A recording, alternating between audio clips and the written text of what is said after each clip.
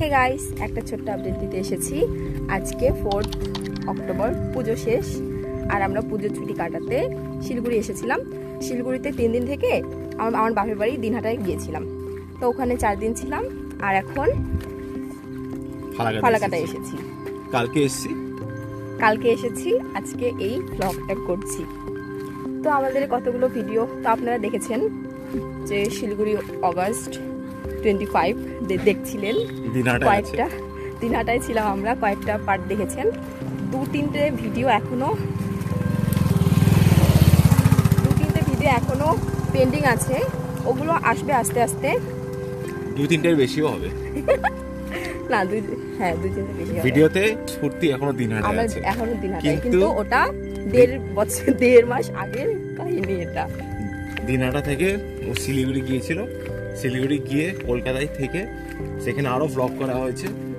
হ্যাঁ, তারপর আমরা সেখান থেকে পুরো ছুটিতে এখানে আসলাম। সবকিছু পেন্ডিং রয়েছে, সব পেন্ডিং রয়েছে। এর আগেও এপ্রিল মাসে ভিডিও একটা পেন্ডিং আছে, ওটাও আসবে আস্তে আস্তে।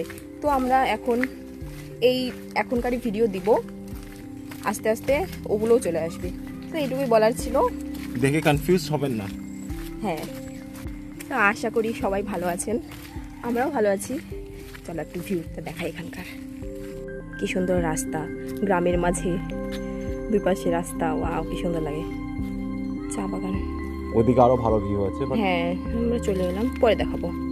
চলো বাড়ি যাই। Wow, bubbles. তোমরা কে কে করেছো এটা? গ্রামের দিকে বেশি দেখা যায়, তাই না? মজা লাগে। কম কম বেরোচ্ছে, আর টানে। ওয়াও,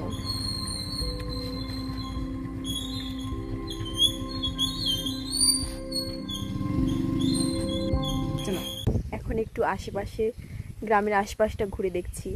আর আমার জেঠুর বাড়িতেও একটু ঢুকলাম, গল্প স্বল্প করে এখন বের হলাম, একটু ফিল করছি। চলো তোমাদের একটু ভিউটা দেখাচ্ছি। কি সুন্দর ধান ক্ষেত, মনোরম পরিবেশ গ্রামের।